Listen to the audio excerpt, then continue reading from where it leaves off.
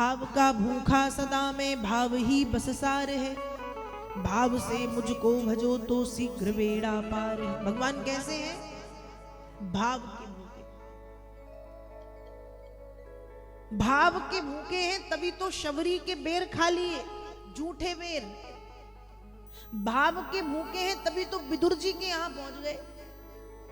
विदुर जी कहते हैं गोविंद नहीं आएंगे, हम दासी पुत्र हैं, छोटे लोग हैं, हमारे यहां क्यों ही आएंगे। और विदुर की पत्नी कहती है कि कृष्ण यहीं आएंगे, कृष्ण कहीं नहीं जाएंगे। कृष्ण गए दुर्योधन के यहां, निमंत्रण किया है, 56 प्रकार का भोग लगवाया है।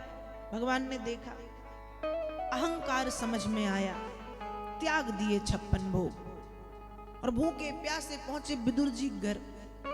अब जब विदुर जी घर पहुंचे तो विदुर जी की पत्नी स्नान आदि कर रही थी। भगवान ने आवाज लगाई, अरे काकी दरवाजे खोल। आवाज सुन के उल्टे पुल्टे वस्त्र पहन के दरवाजे खोले, सामने कृष्ण को देखा, देखते ही आंसू बहाने लगी। अरे आओ कृष्ण, आओ आओ आओ आओ आओ लाला आओ। आसन बिछाया, बैठिए। भगवान विराजमान हुए, आसन पे नहीं, इतनी भाव में डूबी कि आसन पे खुद बैठी हैं, आसन पे खुद बैठी। भगवान को कहां बिठाया? नीचे, और भगवान नीचे बैठ गए। अब बैठ के भगवान को निहार रही हैं, देख रही हैं, बस देखे जा रही। भगवान कहें कि काकी भूख लगी है, कुछ पवाओगी नहीं, बस ऐसे ही देखती रहोगी? अरे लाला अभी आई। भाग करके रसोई में गई तो रसोई में कुछ नहीं, केले रखे थे वही लेके आई और भगवान को देखती जा रही, छीलती जा रही और केले फेंकती गई, छिलके कृष्ण को देती गई।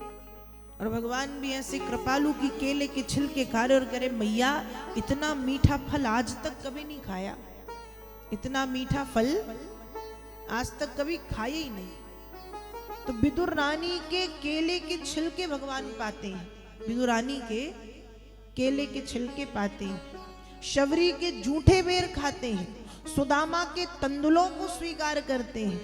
क्यों? क्योंकि भगवान अभाव प्रभाव और दबाव में नहीं खाते हैं, तो केवल और केवल भक्त के भाव में खाते हैं। भावग्राही जनार्दना, भगवान भाव के भूखे।